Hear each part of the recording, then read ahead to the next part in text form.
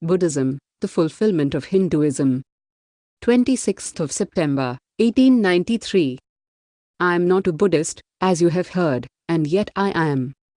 If China, or Japan, or Ceylon follow the teachings of the great master, India worships him as God incarnate on earth.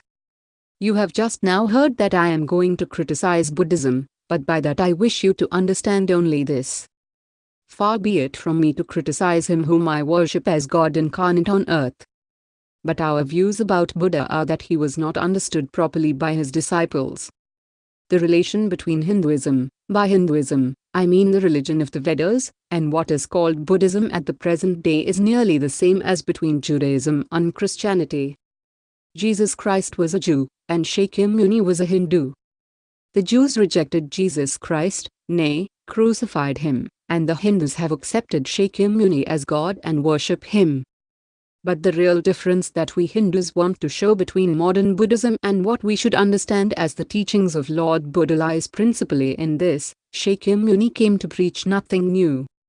He also, like Jesus, came to fulfill and not to destroy. Only, in the case of Jesus, it was the old people, the Jews, who did not understand him, while in the case of Buddha, it was his own followers who did not realize the import of his teachings.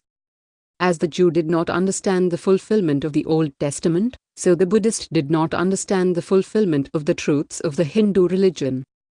Again, I repeat, Shakyamuni came not to destroy, but he was the fulfillment, the logical conclusion, the logical development of the religion of the Hindus.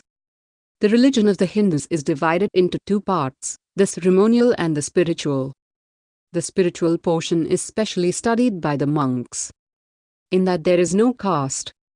A man from the highest caste and a man from the lowest may become a monk in India, and the two castes become equal. In religion there is no caste. Caste is simply a social institution.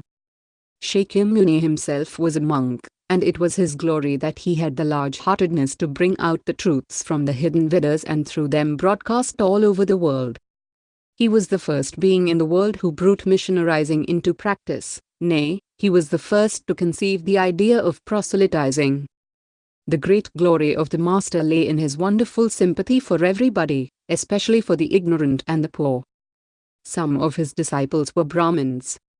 When Buddha was teaching, Sanskrit was no more the spoken language in India. It was then only in the books of the learned. Some of Buddha's Brahmins' disciples wanted to translate his teachings into Sanskrit, but he distinctly told them, "I am for the poor, for the people, let me speak in the tongue of the people." And so to this day the great bulk of his teachings are in the vernacular of that day in India.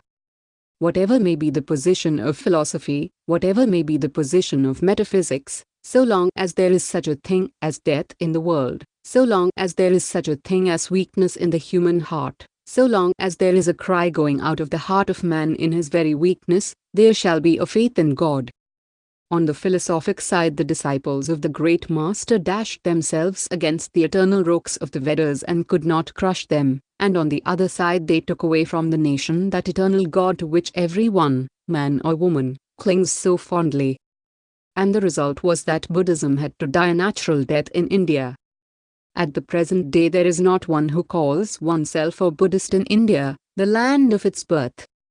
But at the same time, Brahmanism lost something, that reforming zeal, that wonderful sympathy and charity for everybody, that wonderful heaven which Buddhism had brought to the masses and which had rendered Indian society so great that a Greek historian who wrote about India of that time was led to say that no Hindu was known to tell an untruth and no Hindu woman was known to be unchaste.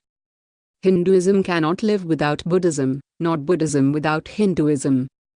Then realize what the separation has shown to us, that the Buddhists cannot stand without the brain and philosophy of the Brahmins, nor the Brahmin without the heart of the Buddhist. This separation between the Buddhists and the Brahmins is the cause of the downfall of India. That is why India is populated by 300 millions of beggars, and that is why India has been the slave of conquerors for the last 1,000 years. Let us then join the wonderful intellect of the Brahmins with the heart, the noble soul, the wonderful humanizing power of the great master,